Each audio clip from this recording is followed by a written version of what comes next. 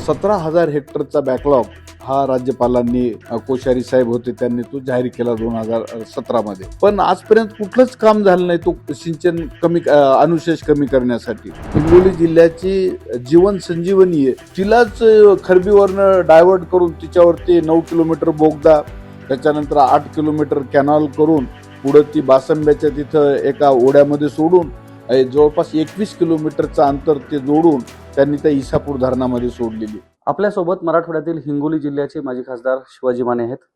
Sir, प्रथमतः तुमचा times नाव मराठी मध्ये स्वागत आहे. हिंगोली जिल्ह्यातील कयाधूचा पाणी प्रश्न पेटला आहे, नेमकं काय कारण आहे? कयाधूचं पाणी आजपासनं नाही, 2012 पासनं जवळपास हा प्रश्न प्रलंबित आहे.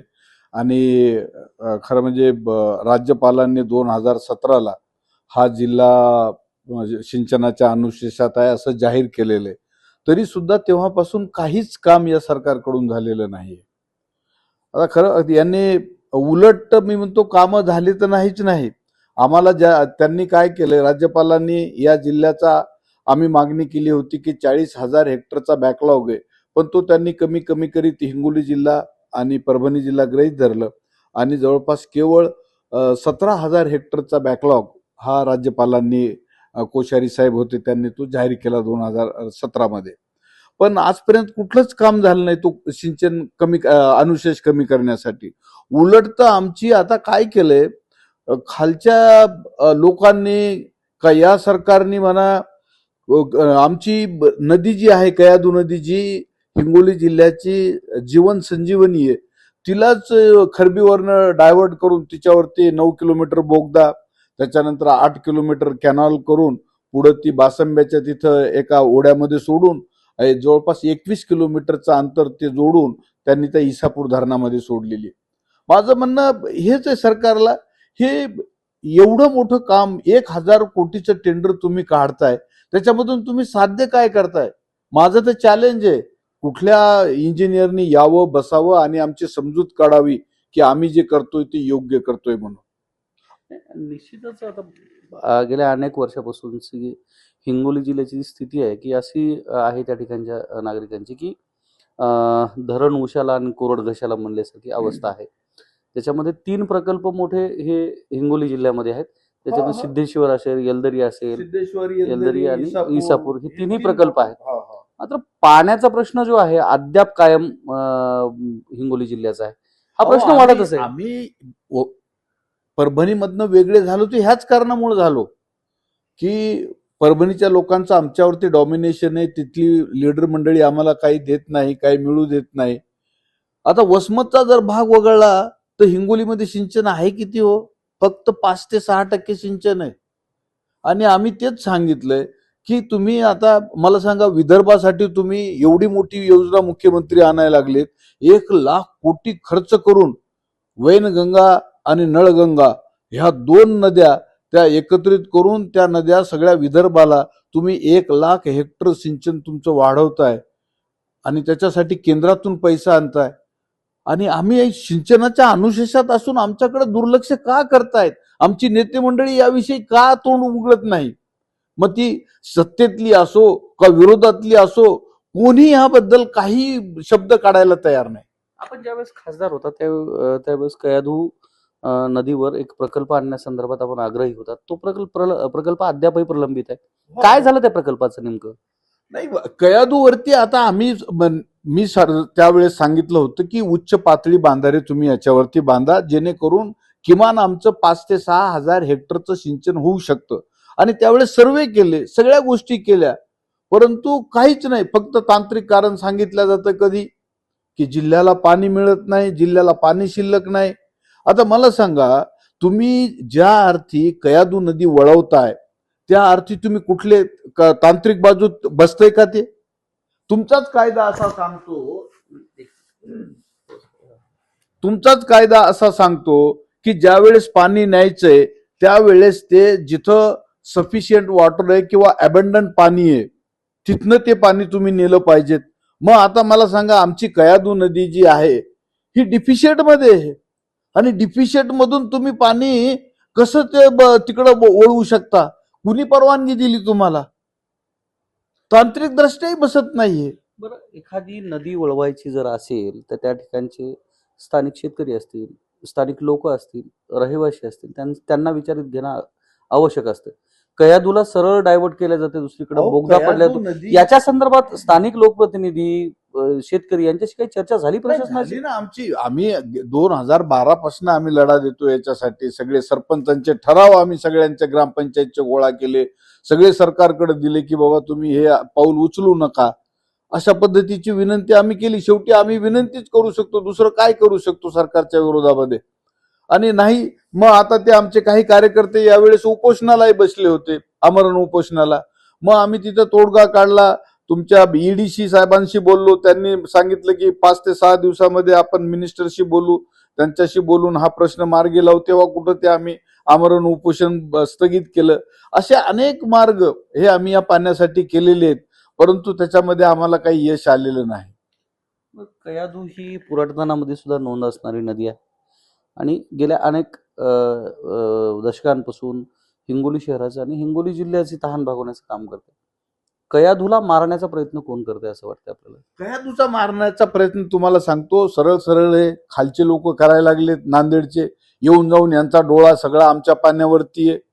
कधी सांगतात की सापळी धरण आहे, तुम्ही मूर्ख आहात, तुम्ही वेडे आहात, तुम्हाला पाण्याचं महत्व कळत नाही, हे आम्हाला सांगतात.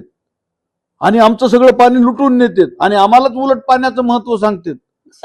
सापळी धरणाचा प्रश्न का मार्गी लागला नाही मग अद्यापर्यंत? इतक्या दिवसापासून चर्चा यांचं होते. सरकारी होतं, हेच सरकारमध्ये होते. हे कोणी रोखलं हो सापळी धरण? याच्या खोलात गेलात कधी? ते मला काढायचं नाही. ते मुर्दे उकरून काही उपयोग नाही त्यावेळेसचे काढून. पण आज गरज आहे जिल्ह्याला पाण्याची. ते पाणी तुम्ही कसं देणार? जिल्ह्यामध्ये एकमेव नदी वाहते मोठी, तिच्याशिवाय पाणी नाही. या नदीवर दोन्ही तीरावरती 700 गावापैकी जवळपास 100 गावं वसलेली आहेत. बरं, हा मग कयाधू मधनं जे पाणी वळवण्याचा प्रयत्न होतो, आता बोगद्यामधनं ते पाणी दुसरीकडे नेमका हा प्रकल्प काय आहे ज्याच्यावर हजारो कोटी रुपये शासन खर्च करतंय? काय उद्देश आहे नेमकं? हे कयाधूचं पाणी पळवण्याचा नेमका काय उद्देश आहे? इतिहासामध्ये 2500 वर्षापूर्वी सुद्धा, पूर्वी सुद्धा पाण्यावरूनच युद्ध झाले होते. आता ही युद्धजन्यच परिस्थिती तयार होणार आहे का पाण्यासंदर्भात? होणारच आहे. अहो, आमचं तर वाळवंट होणार आहे. हिंगोलीच्या खाली, खरबीच्या खाली सगळ्या लोकांचं वाळवंट नाही झालं तर तुम्हाला सांगतो, माझे शब्द आज लिहून ठेवा, या 10-15 वर्षामध्ये त्याचं वाळवंट झाल्याशिवाय राहणार नाही. काय प्रकल्प आहे नेमका? काय प्रकल्प आहे नेमका? काय प्रकल्प म्हणजे सापळी धरणाचं पाणी होतं 240 MM3 एवढ्या क्षमतेचा तो प्रकल्प होता. आता ह्यांनी काय केलंय, जवळपास तुमच्या खरबीवरनं हे यांनी असं केलंय की सांगतायत काय यांचे अधिकारी की आम्ही फक्त पुराचं पाणी घेणार. अरे इनमीन 3-4 पूर येतात नदीला, आणि ह्या पुराचं पाणी तुम्ही जर इसापूर धरणामध्ये वळवलं तर मग नदी वाहील कशी? आमची जिवंत कशी राहणार आहे? ह्याच्याबद्दल सांगा ना तुम्ही. काही तिला खाली किती ओढे मिळतात ह्याचं काही तुमच्याकडे आहे? काहीच नाही. आणि याच्यामधनं किती पाणी घ्यायला लागलेत? जवळपास 102 MM3 पाणी हे खरबीहून उचलणार, आणि उरलेलं अजून पाणी जे आहे खाली जे नदीला जातं हिंगोली जिल्ह्यामधलं, ते तुमच्या बाबळीवरनं तिथून त्या गोळेगावच्या तिथं हातगाव तालुक्याच्या संगमावरती तिथून पाणी उचलणार आणि ते पुन्हा इसापूर धरणामध्ये आणणार. असा हा द्रविडी प्राणायाम चाललाय यांचा. तिथून पाणी ते उचलणार 99 MM3. बरं, हे म्हणजे कयाधू वळवून हे इसापूर धरणामध्ये पाणी सोडल्या जाणार आहे. आता इसापूर धरणामध्ये अगोदरही जलस्रोत आहे, आतापर्यंत त्याच्यामध्ये साठवणूक सुद्धा चांगल्या पद्धतीनं झालेली आहे.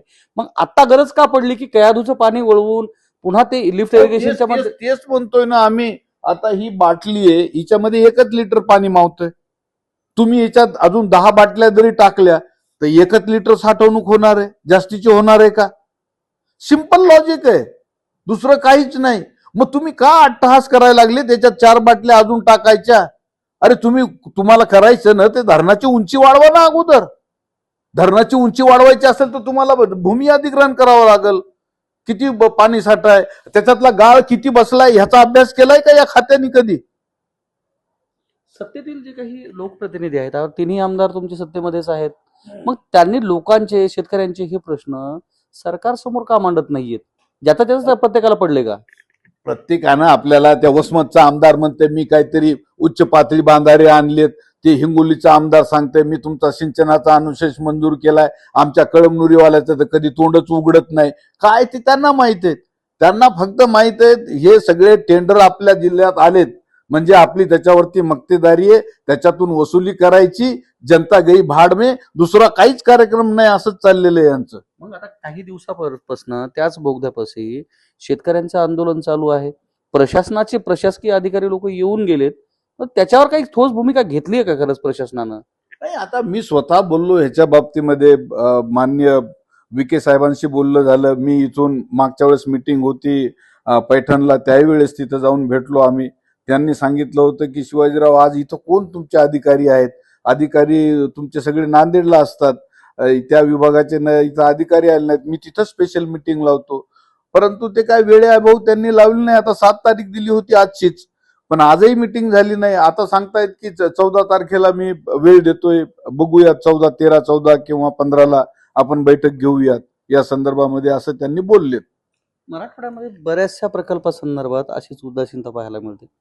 अगोदर कामं करायची, नंतर त्या संदर्भात प्रलंबित गोष्टी पाडायच्या, लोकांचे प्रश्न मार्गी लावायचे नाही. तसंच एक पुन्हा घटना घडलेली की अगोदर ब्रिज बांधण्यात आला आणि तो ब्रिज येलदरी धरणाच्या पायथ्याशी आहे, जो की वरळी वांद्रे जी सी लिंक आहे त्याच्या धर्तीवर तो बांधण्यात आलेला आहे. अगोदर ब्रिज बांधण्यात आला आणि आता त्याचा अधिग्रहणाचा जो प्रश्न आहे तो प्रलंबित आहे. आता जर समजा त्याच ब्रिजवरून काही गेले आणि मोठा अपघात घडला तर त्याला कोण जिम्मेदार आहे? तुम्ही या सगळ्या प्रकाराकडे कसं पाहता? राजकीय आहेत, तुम्हाला बराचसा मोठा अनुभव आहे. हे तर तुम्हाला सांगतो, या सरकारचं धोरण चाललंय. बीजेपी आली मुळात तुम्हाला सांगतो की न खाऊंगा न खाणे दूंगा, भ्रष्टाचाराच्या विरोधात हे आलेले आहेत. आता हे सगळं विसरून गेलेत. नुसते प्रोजेक्ट करायचे, 10-10 हजार 20-20 हजार कोटीचे प्रोजेक्ट करायचे, काय याच्यातूनच पैसा कमवायचा आणि याच्यातूनच निवडणुका लढवायच्या, हेच यांचं धोरण आहे, दुसरं काही धोरण नाही. अहो मला सांगा, साधा प्रश्न आहे, तुम्ही एखादा रस्ता करताय तर त्या रस्त्याला लागणारी जमीन अगोदर तुम्हाला संपादित करावी लागेल. भूसंपादन केल्याशिवाय तुमचा प्रोजेक्ट कसा होईल? त्याच्या अगोदर भूसंपादनाची कारवाई असते, त्याच्यामध्ये सेक्शन 4 आहे, सेक्शन 6 आहे, सेक्शन 12 आणि 18ला अवॉर्ड पास झाल्यानंतर, पैसे दिल्यानंतर ती सरकारच्या मालकीची होत असते. तुम्ही अगोदर ब्रिज बांधायला लागले, खालची जमीन कोणाची आहे तुम्हाला माहित नाही. ब्रिज काय तुम्ही आकाशातून फिरवणार आहेत का? काय काही कळत नाही अधिकाऱ्यांचं काय करतायत ते, आणि सांगतायत आमच्याकडे पैसे नव्हते. अरे पैसे नव्हते तर मग तुम्ही प्रोजेक्ट करताय कशाला? त्याच्यात तरतूद कशी केली तुम्ही? का अर्धे टप्पे करून, एक टप्पा करून कुठं प्रोजेक्ट होतोय? हे कधी आमच्या जन्मात मी पाहिलं नाही असलं धोरण या शासनासारखं. मराठवाड्यातील लोकप्रतिनिधी लोकांचे जे पैसे आहेत ते उधळण्याचा प्रकार होताना पाहतो. वेगवेगळे प्रोजेक्ट आणले जातात आणि ते असे थंड बस्त्यात घेतले जातात. वराती मागून घोडे हाकण्याचा प्रकार चालू आहे. या प्रशासकीय यंत्रणेवर लोकप्रतिनिधींचा वचक नाही असं म्हणता येईल का? सरकारचा वचक नाही म्हणता येईल का, जेणेकरून अशी उधळपट्टी चालू आहे? नाही, ही तर सरकारच्या पैशाचा सत्यानाश चाललाय. कुणाची मला सांगा इथं मागणी होती आमच्या शक्तीपीठ रस्त्याची? अहो तुम्ही 161ला समांतर रस्ता न्यायला, 361ला पार विदर्भा नागपूर पासून ते तुमच्या याच्यापर्यंत, आमच्या पुण्यापर्यंत रस्ता झालेलाच आहे. मग त्याच रस्त्याला समांतर रस्ता नेण्याची काय आवश्यकता आहे तुम्हाला? आणि एवढ्या जमिनी तुम्ही आमच्या चांगल्या सोन्याच्या किमतीच्या जमिनी आज घ्यायला लागलेत. आता सांगायला लागलेत की नाही आम्ही ते डायव्हर्ट करणार, दुसरीकडून नेणार. अरे डायव्हर्ट केला तर मला सांगा ही कुठली पद्धत आहे? तुम्ही एक लाईन आखा ना अगोदर, कुठली कंप्लीट करायची ते. आम्ही विरोध केला की नाही दुसरीकडून न्यायचा, यांनी विरोध केला परत की त्यांनी तिसरीकडून न्यायचा आहे. हे सरकारचं धोरण आहे का काय? मग मला सांगा, एकनाथ शिंदेनी त्याला स्थगिती का दिली होती याच शक्तीपीठाला, आणि पुन्हा नंतर त्यांनी सुरू कसा केला? तर ह्या सगळ्या गोष्टींमध्ये आता हिंगोली जिल्ह्यासाठी मंत्रिपदाची मागणी होते. तुमचेच मतदारसंघातले आमदार जे आहेत संतोष बांगरे यांना मंत्रिपद द्या म्हणून सुद्धा मागणी चालू आहे. बघा आता सरकारचा प्रश्न आहे तो, कोणाला मंत्री करायचं आणि कोणाला नाही करायचं. यांना जर आडांचोट आणून बसवायचे असतील, अशिक्षित माणसं जर सरकार चालवित असतील, आणि मग ते काय कोण कोणाच्या नावानं कसं बोंबलते, असे जर माणसं जर येत असतील इथं, तर बाबा ते काय म्हणतात, ते आंधळ्याच्या गाई देवच राखू, आम्ही काय बोलणार आहे? बरं, या प्रकल्पासंदर्भात जर सरकारनं ठोस भूमिका घेतली नाही आणि कयाधूचं पाणी विरोधानंतरही जर वळवण्यात आलं तर तुमची काय भूमिका असणार आहे? नाही, आमची भूमी हा पहा, शेवटचे गेट टाकेपर्यंत अहो आम्ही त्या खरबीच्यातच बंधारा होऊच देणार नाहीत. यांनी किती बोगदे करू द्यात, काही करू द्या. पाणी केव्हा जाईल? ज्या वेळेस खरबीचा बांधारा बांधून पूर्ण होईल. आणि यांना तो बांधायचाच नाही, तुम्हाला सांगतो. यांना बांधायचाच नाही, सगळं काम अर्धवट करायचंय. पैसे फक्त खर्च करायचे, आलेले पैसे जे आहेत ते बँकेतून उचलायला लागलेत, गुत्तेदार मरायला लागलेत. आज गुत्तेदाराला द्यायला दमडा नाही या सरकारकडे. आणि कशाची कामं करतात हो तुम्ही? आहे तीच कामाचे पैसे देत नाहीत तुम्ही. आणि ह्या लोकांना आज अशी वेळ आहे त्या गुत्तेदारांवरती, कॉन्ट्रॅक्टरवरती, आत्महत्या केल्याशिवाय पर्याय नाही त्यांना. लाखोंचं कोटीचं कर्ज काढलंय, व्याजापोटी मरायला लागलेत हे बिचारे, पण त्यांचं देयक अजून दिलेलं नाही त्या सरकारने. निश्चितच मराठवाड्यातील पाणी प्रश्न निश्चितच गंभीर आहे. मात्र ज्या पद्धतीनं मराठवाडा नाही तर दुष्काळवाडा म्हणून ओळखला जातो, दरवर्षीचं आत्महत्येचं जे प्रमाण आहे, म्हणजे दर एका दिवसाला 3 आत्महत्या होतात. गेल्या एका वर्षभरामध्ये जवळपास 1557 आत्महत्या झालेल्या आहेत. आत्महत्याचा हा विभाग म्हणून ओळखला जातो. आणि त्याच्यामध्ये पाण्याचा प्रश्न जो आहे, तो पाण्याचा प्रश्न फार गंभीर आहे. त्यामध्ये हिंगोली जिल्ह्यामधली मुख्य जी जीवनवाहिनी समजली जाणारी जी नदी आहे ती म्हणजे कयाधू. आणि कयाधू नदीच्या पाण्याचा प्रश्न गेल्या अनेक वर्षापासून आहे. त्या ठिकाणी होणाऱ्या बंधाऱ्यासंदर्भात अनेक वेळेस आंदोलनं त्या शेतकऱ्यांनी केलेली आहेत. आणि त्यानंतर आता याच जीवनवाहिनीचं जे पाणी आहे ते वळवण्याचा प्रयत्न होतोय. बोगदा पाडून थेट इसापूर धरणामध्ये ते पाणी वळवण्याचा प्रयत्न होतो. शेतकऱ्याकडून विरोध केला जातो, मात्र अद्याप तरी या संदर्भात सरकारनं कुठंच गांभीर्याने घेतलं नाही. शेतकरी आंदोलन करताना दिसतोय, मात्र सरकार आपल्याच गरकेत वावरताना पाहायला मिळते. आणि जर हे पाणी निश्चितच भविष्यात जर वळवल्या गेलं तर निश्चित हिंगोलीकरांची जो घसा आहे तो निश्चितच कोरडा राहील. आणि येणाऱ्या कालावधीमध्ये नक्कीच हिंगोली जिल्हा हा वाळवंट दिसेल असं भाकीत तज्ज्ञ लोकांकडून आणि राजकीय मंडळींकडून वर्तवल्या जाते. कॅमेरामन सुधाकर सह मी धनंजय सोळंके, टाइम्स नाऊ मराठी, नांदेड.